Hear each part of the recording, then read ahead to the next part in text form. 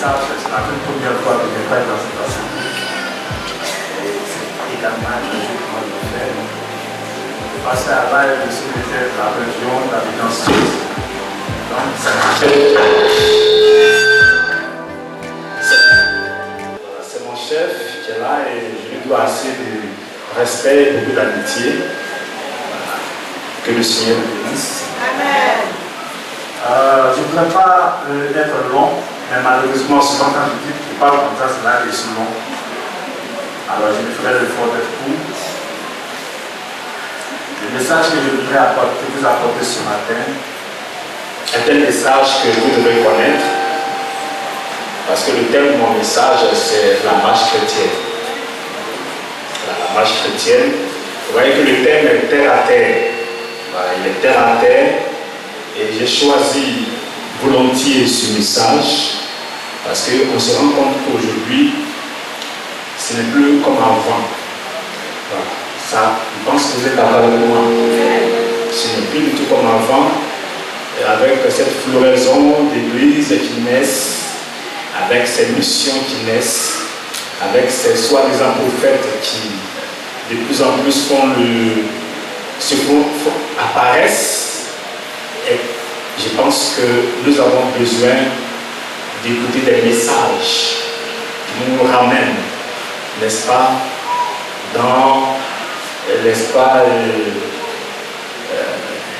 je dirais pas le passé, mais dans la vérité tout simplement. Alors, je voudrais que nous puissions prier avant de commencer mon message. Enfin, une petite prière, toute prière. Père Céleste, je voudrais te recommander cet instant. Conduis cet instant, parce qu'il s'agit de ta parole, que le Saint-Esprit, seul habilité de prêcher, de parler de Jésus-Christ, que ce soit lui seul qui soit entendu ce matin.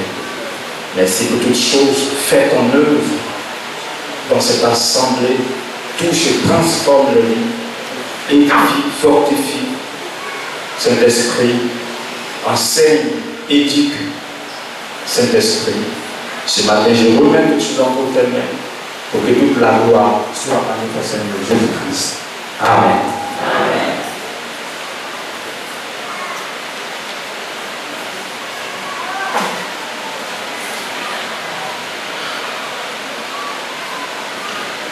Mon texte de base se trouve dans le livre de 1 Thessaloniciens, le chapitre 4, le verset 1 s'est trouvé, je fais immédiatement la lecture. Il a dit: au reste, frères, puisque vous avez appris de nous comment vous devez vous conduire et plaire à Dieu. Voilà. Soulignez cette expression. Vous conduire et plaire à Dieu. Et que c'est là ce que vous faites.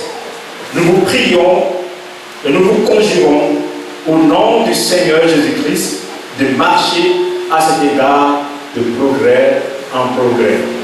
Alors on peut aller quelques pages en avant, prendre 2 Thessaloniciens, le chapitre 3, le verset 7. Il est dit: vous savez vous-même comment il faut nous imiter, car nous n'avons pas vécu parmi vous dans le désordre. Voilà. On n'a pas vécu parmi vous dans le désordre.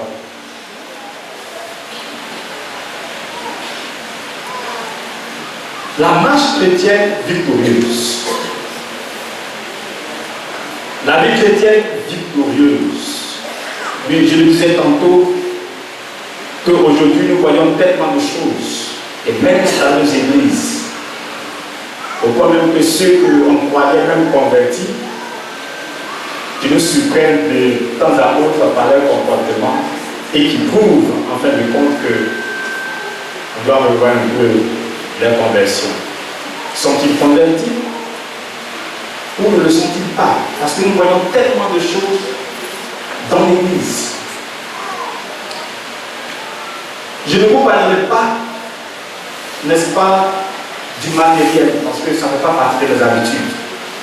Mais je préfère parler du spirituel. Parce que c'est à partir du spirituel qu'on peut avoir le matériel. Alors, si sur le plan spirituel on n'est pas assis, le matériel ne peut pas nous apporter grand-chose. Donc, je ne prêche pas ce qu'on appelle l'évangile de prospérité. Les voyages, les gens parlent de voyages, nous voyageons dans la bénédiction. Quelle bénédiction? Voyage, ce n'est pas bénédiction. Hein? Voyage, ce n'est pas bénédiction. Quand vous lisez les évangiles de Jésus-Christ, il ne parle jamais de voyage. Il ne parle même pas de mariage. Il parle du royaume des cieux. Il parle de la vie chrétienne, la vie spirituelle. C'est cela que Jésus est venu nous enseigner. Il n'est pas venu nous dire qu'il faut qu'on voyage. Ou bien forcément il faut qu'on se marie. Ou bien il faut forcément qu'on ait beaucoup d'argent sur la terre. Si on ne s'est pas marié, c'est pas nous, si on n'a pas eu beaucoup d'argent, si on n'a pas voyagé, c'est qu'on n'a pas réussi. Non. Il est venu parler d'une vie. Cette vie. La vie éternelle. Le salut. La vie en Jésus. Qui se démontre par des œuvres pratiques qui prouvent qu'on a connu Jésus.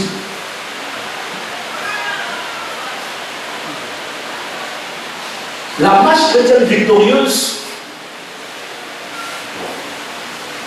parle du commencement de la vie chrétienne.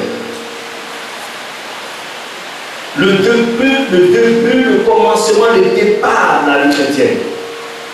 Parce que la marche chrétienne commence par ce qu'on appelle la conversion. Si tu n'as pas converti, tu ne peux pas avoir une bonne marche chrétienne.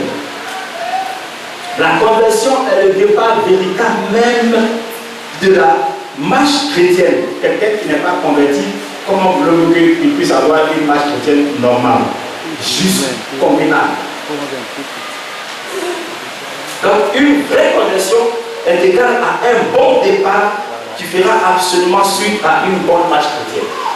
La conversion, se convertir. Vous voyez comme message, je fais l'effort d'être pour que ce soit terre à terre. Mais cela s'impose. Parce qu'aujourd'hui, on voit beaucoup de personnes ne sont pas converties. Beaucoup ne sont pas convertis, qui ont été baptisés.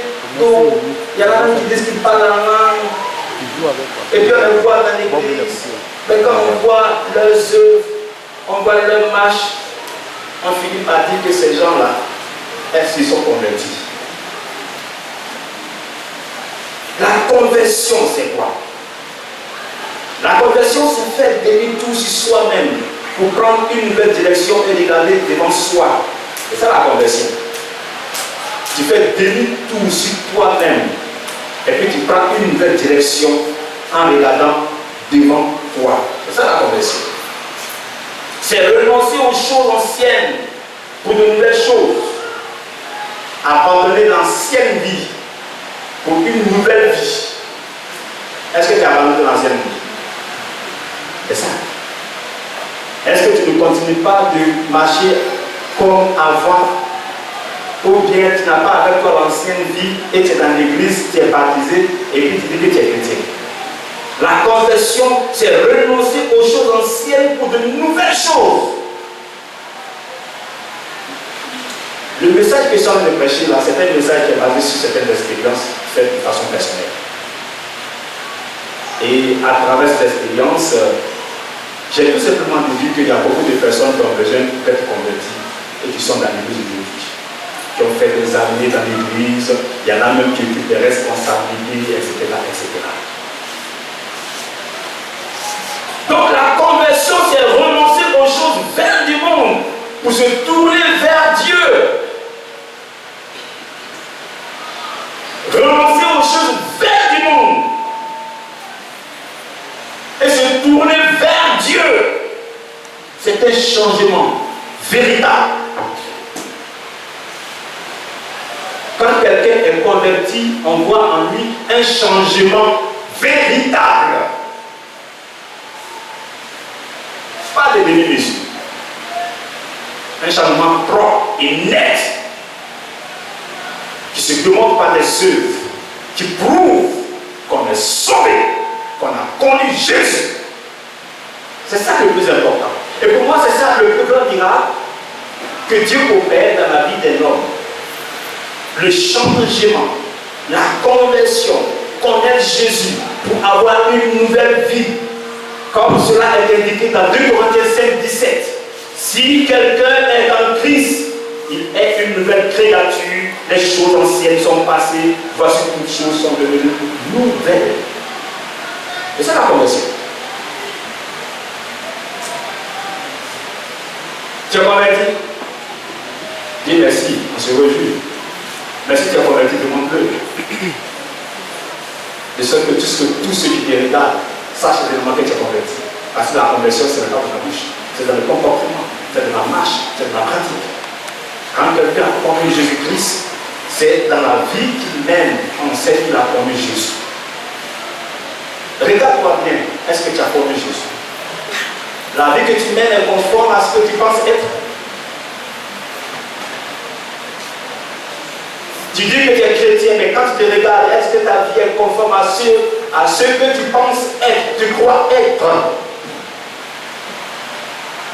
Nous autres, on arrive à faire très souvent les difficultés que nous avons eues, c'était des difficultés relatives à certaines personnes dans l'église qui se disaient chrétiennes mais qui n'ont jamais été. Et à un moment donné de la marche chrétienne, on s'est rendu que ces gens-là n'ont jamais été chrétiens. Et puis ils ont commencé à nous créer des amis, ils ont commencé à nous fatiguer. Ouais, il y a des gens qui laissent leur femme pour aller prendre la femme des autres, et puis ils sont assis dans l'église tout bonnement, c'est comme si c'était une bonne chose.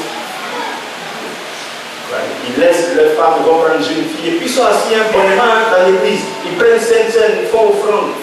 Le jour où tu les attrapes, ça devient parlable. Ah, c'est la conversion là. Il y a des gens qui sont dans l'église, mais ils sont là doctriner là dans son nom. Comme le pasteur ne voit pas, ils sont dedans seulement. Le jour où le pasteur les voit, c'est parlable. Ils vont faire parler le pasteur. Eh bien, il faut qu'ils vivent dans les bistrots. Quand on quitte l'église là, ils s'en vont s'asseoir quelque part, ils vont là-bas. Ils se bigrent bien bon. Ils reviennent à la maison, quand ils le voient, ah bon frère, pourtant.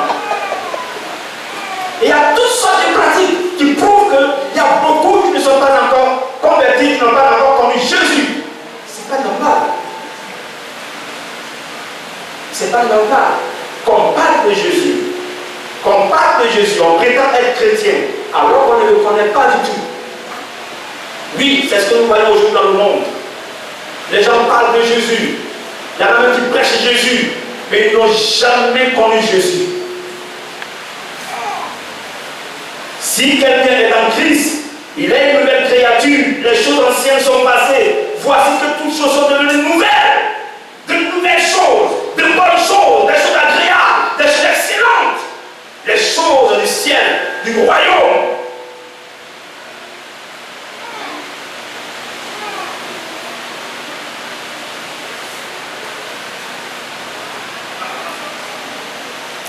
Changer de vie, avoir une nouvelle vie.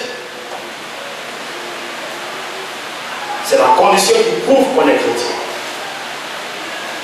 Dans la marche chrétienne, il y a ce qu'on appelle la repentance, qu'il ne faut pas rater. Il ne faut jamais rater la repentance. Si vous ratez votre repentance, vous ferez une fausse route, même si vous continuez de venir à l'église et continuez d'avoir part aux activités de l'église. Il ne faut pas rater sa repentance. C'est-à-dire, tu viens à Jésus, tu es un pécheur, repens-toi. La repentance parle de changement. Quand tu te repens, tu ne reviens plus sur ce que tu as fait. Tu reviens dans l'ancienne vie. Voilà. Malheureusement, il y en a qui ont raté leur repentance, qui ont fait un semblant de repentance, mais qui sont revenus à l'ancienne vie et qui sont encore là dans l'église, se faisant passer pour des convertis, pour des gens qui ont connu Jésus, mais qui n'ont jamais connu Jésus, qui sont assis dans l'église. J'ai l'habitude de dire que pour bénir quelqu'un là, ce n'est pas ce qui est compliqué pour Dieu. C'est la moindre des choses. Mais qui peut avoir un fils et ne pas le bénir. Vos enfants, vous rêvez de voir vos enfants heureux. Et quand vous avez les moyens, vous n'hésitez même pas à donner ces moyens à vos enfants pour qu'ils s'épanouissent. Et Dieu alors, Dieu est bon. Il est amour. Son désir, c'est que nous soyons heureux, nous soyons épanouis. Toutes les grâces de Dieu sont les nôtres. Les promesses ont été faites et c'est pour nous. Ce n'est pas ça qui est compliqué pour Dieu, nous bénir. Mais la difficulté que Dieu a avec les hommes, c'est que les hommes ne sont pas sincères. Les hommes n'aiment pas la vérité. Les hommes aiment le mal, ils aiment le péché. Ils font semblant. Ils font semblant d'être ce qu'ils ne sont pas. C'est ça la difficulté. Mais la difficulté, ce n'est pas au niveau de Dieu. Dieu a déjà accompli son rôle, il a déjà accompli son devoir. Le devoir maintenant, le vrai devoir, c'est nous. Notre devoir que Dieu attend.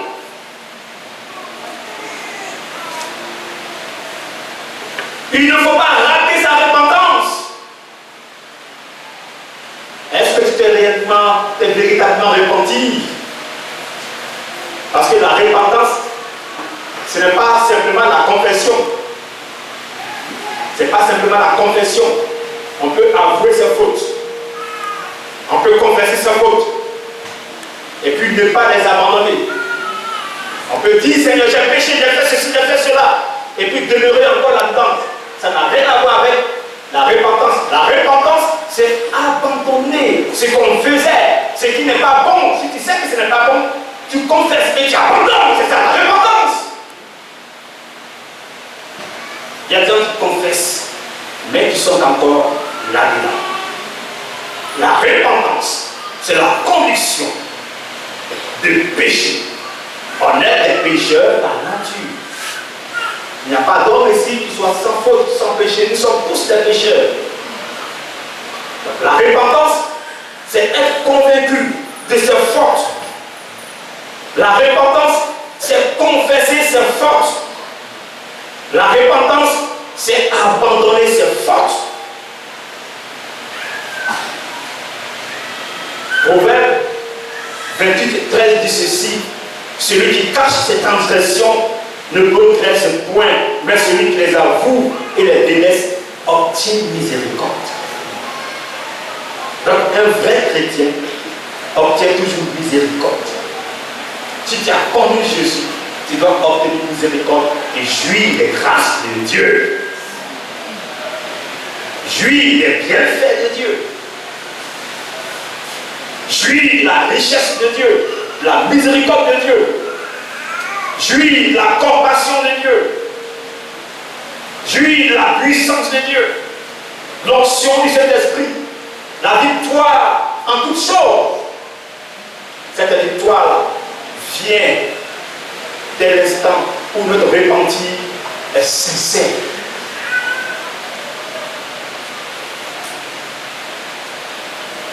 Là où il n'y a pas de repentance, il est difficile qu'il y ait la miséricorde de Dieu. Moi, j'ai fait l'expérience avec certains chrétiens et il y a des gens qui pensent que la vie chrétienne c'est magie. Hein. Tu pries un beau matin, puis ça tombe sur toi. Voilà comment il raisonne. Voilà. N'aucune vie, hein. Quand tu regardes leur vie, il n'y a rien de chrétienté seulement, ils viennent prier seulement, ils sont forts dans la prière. Quand ils prient ici, ils disent, ah, il est fort, hein. Mais il n'a aucune vie de quelqu'un qui est repenti. Pour lui, il faut prier seulement. Peut-être qu'un beau matin, avant de prier, ça va tomber sa tête. Bien, les bénédictions. Voilà comment il raisonne. Il n'a aucune vie pratique. Pas de vie pratique. Pas de vie de repentance. Ils ne sont pas nés de nouveau. Celui qui veut aller au ciel doit comprendre qu'il a besoin de naître de nouveau. La nouvelle naissance qui équivaut à l'abandon total de nos fautes, de nos péchés, de nos pratiques qui ne sont pas dans la gloire de Dieu.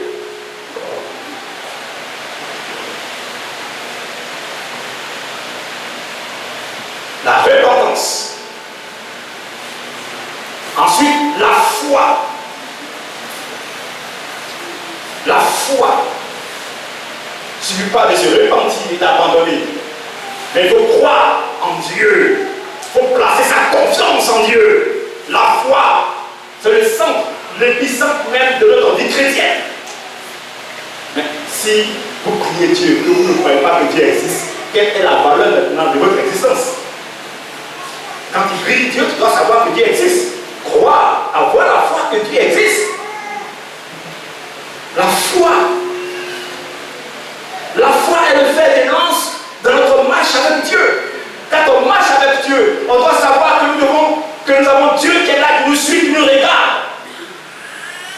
La marche chrétienne équivaut à la marche avec Dieu au quotidien, tous les jours. On doit savoir que Dieu est avec nous. Croire qu'il est là, même si on ne le voit pas. Mais il est là, il nous regarde.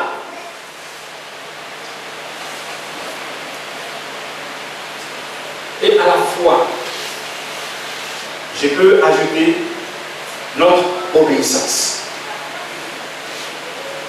Notre obéissance. Pas n'importe quelle obéissance. Pas l'obéissance à n'importe qui. Mais l'obéissance à Dieu, à sa parole, que vous écoutez, que vous lisez, la Bible, la parole de Dieu, que vous méditez, l'obéissance à cette parole, la soumission à cette parole, l'écoute de cette parole. La foi vient de ce qu'on entend, et ce qu'on entend, la parole de Christ, c'est précisé, la parole de Jésus, la parole de Christ.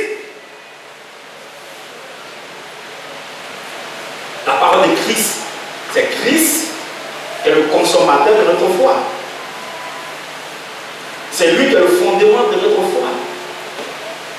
C'est lui qui est le fondement de notre vie chrétienne. Pour l'œuvre qu'il a accomplie à la croix.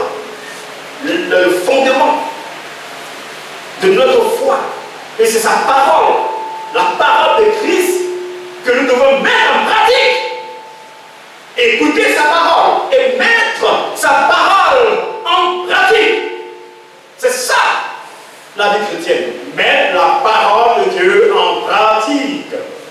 Ne vous bornez pas seulement à l'écouter, mais il faut la mettre en pratique.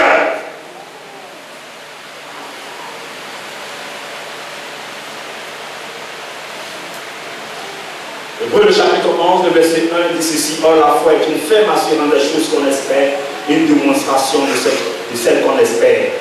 Pour l'avoir possédée, les anciens ont obtenu un témoignage favorable. Nous devons avoir foi en Dieu. Vous connaissez la valeur de la foi? Vous connaissez la valeur de la foi? Si tu as la foi comme un grain de sénévé, tu pourras déplacer cette montagne qui est là. Si tu as la foi, l'obstacle qui est là, tu pourras le déplacer. Si tu as la foi, tu n'auras plus besoin de pleurer. Il suffit de placer ta foi en Dieu. La vie chrétienne nous dit que c'est une affaire de foi. C'est une affaire de foi, de croyance, de confiance en Dieu. Placez votre foi en Dieu. Appuyez-vous sur Dieu. Parce que comme on le veut ou pas, la vie chrétienne est une vie qui est individuelle. Vous êtes combien de personnes ici? 200, 250, 300 personnes? Vous êtes nombreux. Mais vous êtes particuliers. Chacun son problème. Chacun son souci. Là où vous êtes là. Chacun son souci. Chacun son problème. Chacun ses besoins. Ton frère à côté ne va pas se soucier pour ton besoin. Lui, il va se soucier pour lui-même ses propres besoins. Parce que lui, là, c'est notre réalité. On dit bonjour, bonsoir, bonjour, bonsoir, bonjour, bonsoir. Mais chacun va à la maison avec son souci, avec son problème. C'est pour cela que la foi individuelle est importante. On ne s'appuie pas sur la foi d'un autre.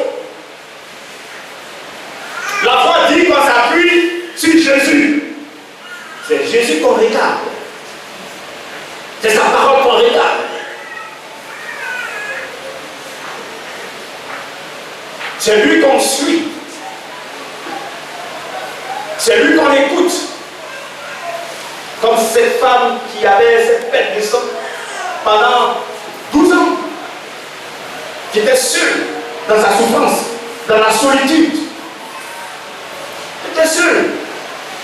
Ça faisait pitié. seuls, écartés. Parce qu'en Israël, toutes les femmes qui avaient ce flux-là qui ne s'arrêtaient pas, étaient considérées comme maudites. Il fallait les écarter. C'est une abomination, c'est une impureté. Mais cette femme était seule.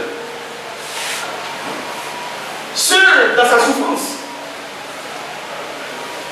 Et vous savez ce qu'elle a fait? Elle était seule dans sa souffrance. Mais ça ne l'a pas empêché d'être forte dans la tête.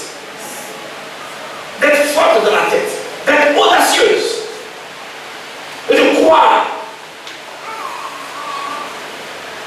que Dieu peut apporter une situation favorable à sa situation. Que Dieu peut la guérir. Elle a cru. Elle a cru. Elle a placé sa confiance en Jésus. Il y avait des obstacles, on ne voulait même pas la sentir. Mais elle a cru en Jésus. Elle a eu la foi. Et s'est approchée de Jésus. Elle a touché son vêtement. Elle a dit à elle-même, c'est vrai, personne ne le regarde. Peut-être même que le maître ne le regarde pas. Mais je vais toucher le bout de son vêtement. Certainement qu'en touchant cela, il serait guéri. Quel acte de foi, quelle audace. Quelle audace! Et s'est approchée, elle a touché le vêtement de Jésus. En même temps, le flux de sang s'est arrêté. C'est ce que Dieu attend des chrétiens aujourd'hui. Approchez-vous de Jésus avec foi, avec assurance.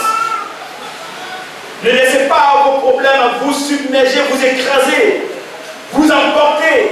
Mais approchez-vous de Jésus. Approchez-vous de Jésus avec foi, avec audace. Il est là encore, Jésus. Jésus est vivant, il est encore présent, il est là parmi nous par son esprit. Il attend des hommes et des femmes qui placent leur confiance en lui. Notre vie chrétienne, c'est une affaire de foi. Si tu n'as pas de foi, tu n'as pas la foi, tu vas rester derrière. Toujours derrière. Les autres vont partir, toi tu vas rester derrière.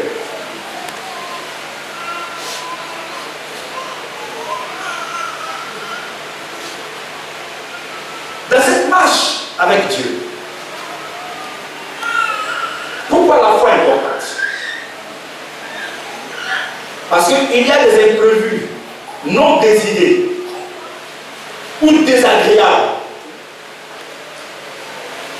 Des imprévus non désirés que moi j'appelle des difficultés qui peuvent intervenir. Et c'est pour cela qu'on a besoin de la foi en Dieu. Placer notre confiance en Dieu. C'est vrai, ces imprévus-là, je peux les considérer comme des choses qui sont souvent indispensables et qui ne peuvent pas être retirées facilement de notre marche chrétienne. Tu sais que là, il y a des difficultés. Hein? Il y a des difficultés. Il y a des difficultés. Je dis même qu'il y a des difficultés, non? Il a souffert, non? Mais nous aussi, ça va arriver.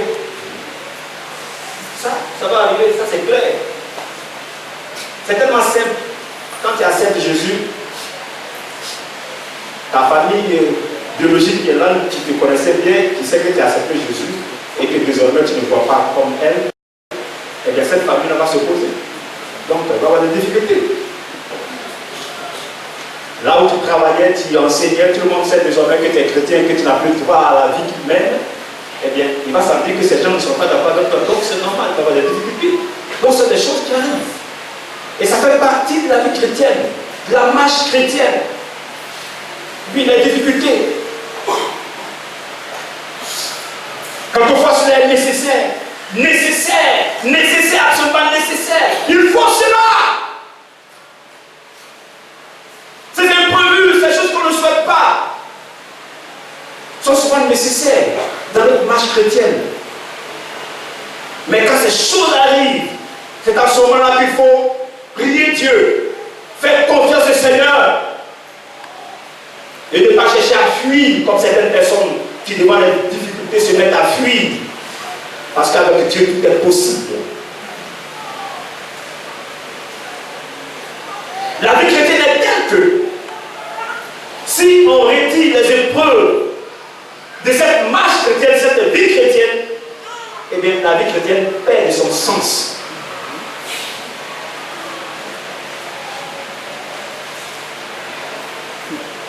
Une vie chrétienne sans épreuve, sans difficulté, je trouve que c'est pas normal. Mais si tu t'en vas voler, on t'a mis en prison, ça n'a rien à voir avec la vie chrétienne.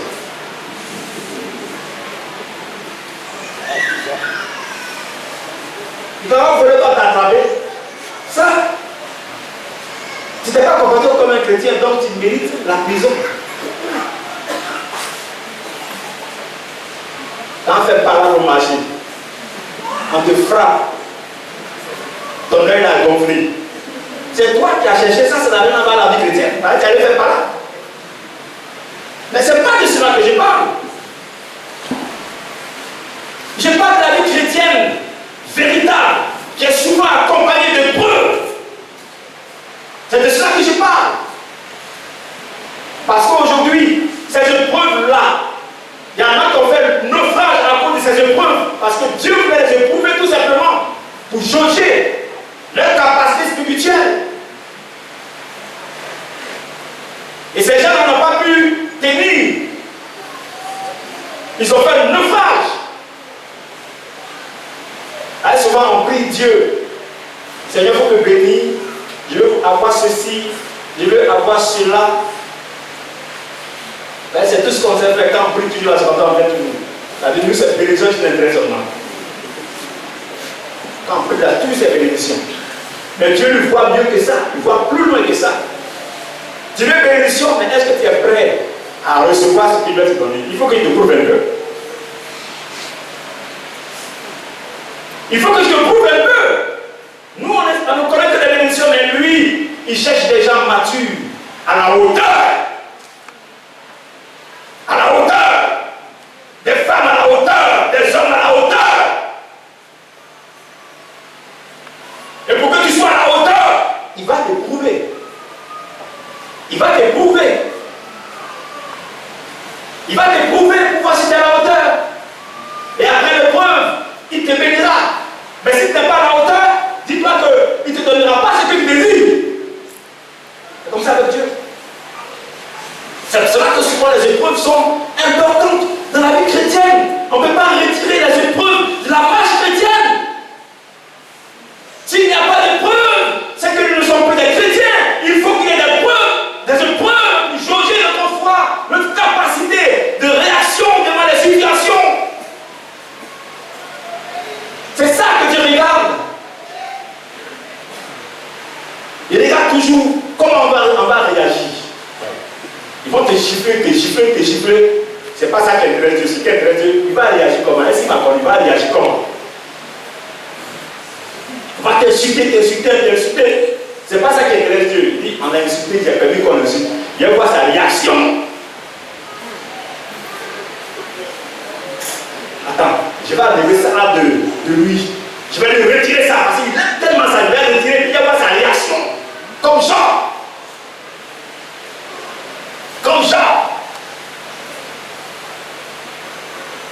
Les difficultés, c'est pas ça qui intéresse Dieu. Mais c'est notre réaction qui intéresse Dieu. C'est ça que Dieu cherche.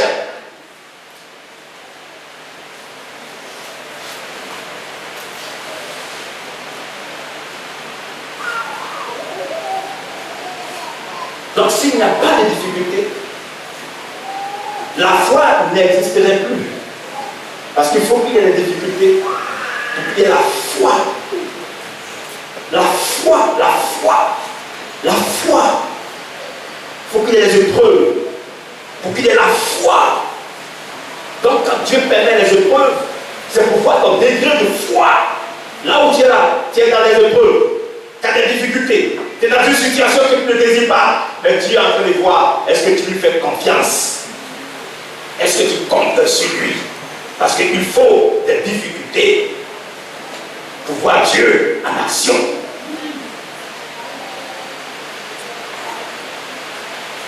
Il faut tout ça pour voir Dieu en action. Dieu veut agir. Il crie les situations. Mais il veut voir ta confiance en lui. C'est ça qui intéresse Dieu. Lui, mon ami. Lui, ma soeur. Lui, mon frère. Toi, tu m'écoutes. Tu traverses un moment difficile. Mais ce que tu attends, c'est la foi en lui. Ta foi en lui. Ta foi en lui. Ta confiance en lui.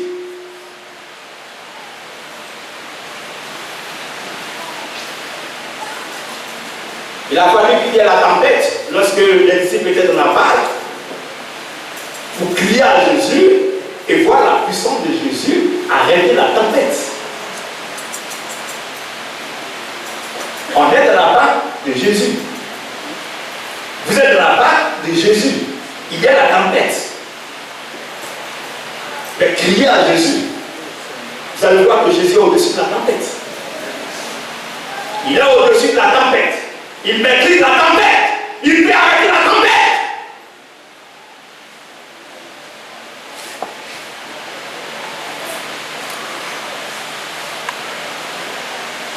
Je voudrais m'arrêter là, s'il vous plaît. Tant bien que mon message est un peu plus long, même pas arrêter là. Sur ce point très important. C'est vrai qu'il y a encore d'autres points par rapport à la marche chrétienne. Là, par exemple, l'amour qui est très important. Mais je pense que Dieu me met à cœur qu'on puisse arrêter. Il met à cœur qu'on puisse arrêter là. Et que vous devez savoir ce matin que si vous avez la foi en Jésus-Christ, c'est que tout est possible pour vous. Ne vous laissez pas endormir par vos problèmes, par vos difficultés. Déplacez votre confiance en Jésus. Être chrétien ne veut pas dire qu'on ne peut pas souffrir, ne pas avoir des épreuves. Non.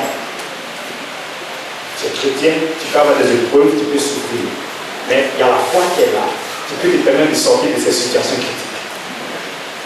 Parce que Jésus est le même, il n'a pas changé. Oui, ce matin, bien aimé, le Saint-Esprit nous met à cœur de vous dire que Dieu est là, qu'il est là, Jésus est là. Tu es venu ce matin, tu as un souci, tu as un problème. Le Saint-Esprit nous met à cœur de te dire. Ton problème peut être évacué. Ta situation peut s'améliorer. Mais comment veux-tu que ta situation s'améliore telle si toi-même tu ne comptes pas sur Dieu? Tu as besoin de compter sur Dieu. Dieu veut voir ta foi en lui. Une foi spéciale. C'est ce que Dieu attend ce matin. Place ta confiance en Dieu. Compte sur Dieu. Et tu verras que ta situation va connaître une nette amélioration. Tu seras encore plus joyeux. Ton visage sera encore plus rayonnant parce qu'il y a longtemps que tu attends quelque chose. Mais si tu places ta confiance en Dieu ce matin, eh bien, Dieu va ouvrir les portes. Il va ouvrir les portes. Je ne sais pas ce qu'il y a dans ton cœur, mais le Saint-Esprit sait ce qu'il y a dans ton cœur. Jésus voit ce qui est dans ton cœur. Jésus t'aime, Dieu t'aime. Le désir de Dieu, c'est que tu sois épanoui, tu sois heureux. C'est ça le désir de Dieu. C'est ce que Dieu veut. Des hommes et des femmes heureux, épanouis pour le servir. Mais s'il n'avait pas la foi en Dieu,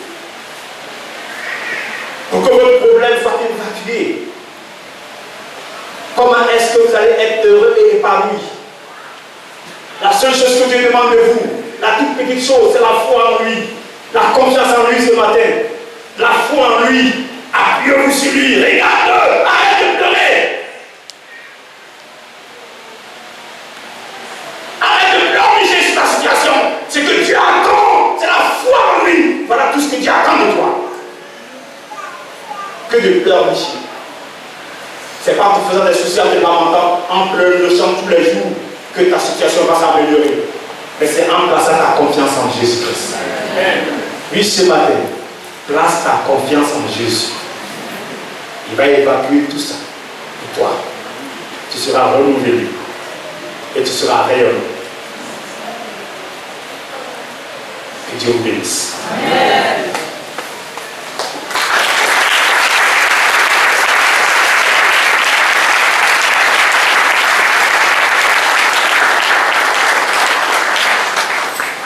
Je voudrais vous demander ceci. Ce n'est pas une longue prière que je vais vous demander, mais je vais vous demander ceci. Une toute petite prière, mais une prière avec beaucoup de foi, confiance en Dieu. On va prier pendant 5 minutes. Et pendant ces 5 minutes, tu places ta confiance en Dieu. Par rapport à ta situation. Tu lui fais confiance. Tu lui fais confiance. Après ces 5 minutes, on dit Amen. Et vous laissez le Saint-Esprit agir pour évacuer les problèmes, pour allumer les obstacles qui sont là, pour que votre joie, n'est-ce pas, votre visage soit rayonnant de joie. Nous prions le Seigneur, s'il vous plaît.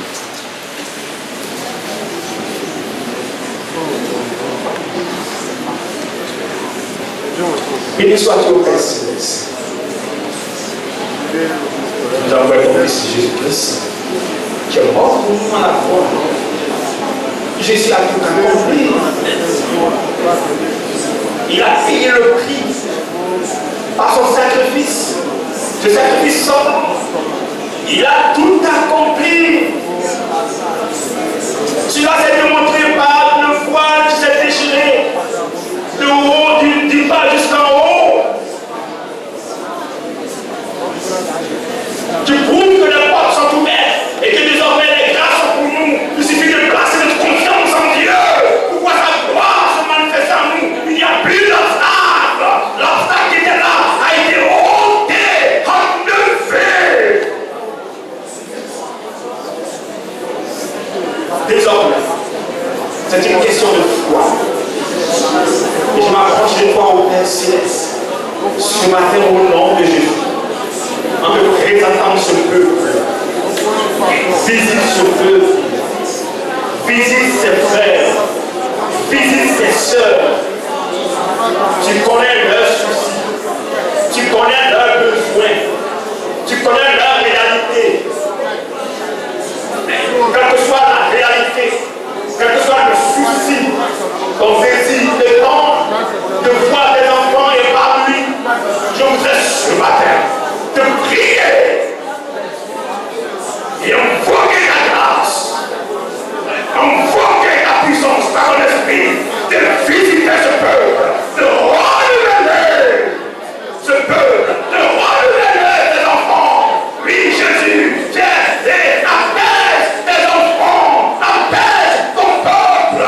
Toi, tu vois le corps des uns et des autres, tu connais la réalité, tu connais les besoins de santé, besoin de plan social, besoin de moyens à tous égards, pour se parler. Oui, Jésus-Christ, qui a dit que toi ici, lui qui a besoin d'enfants, une femme qui a besoin d'enfants, oui, c'est la boutique d'accord, oui, Jésus, oui, quelle que soit la réalité, viens et fais grâce à ton peuple, oui, Jésus, ton peuple.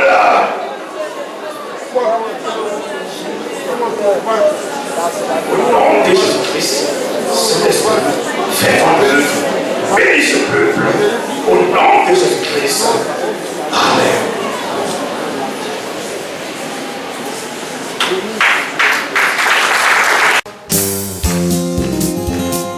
Rejoice in the Lord. Rejoice in the Lord. Rejoice in the Lord.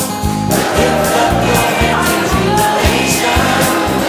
Rejoice in the Lord. Rejoice in the Lord. Rejoice in the God of our salvation. Rejoice in the Lord. Rejoice in the Lord. Lift up your hands in jubilation. Rejoice in the Lord. Rejoice in the Lord. Rejoice in the God of our salvation. Give him the glory. Give him the glory, for he is our King. God is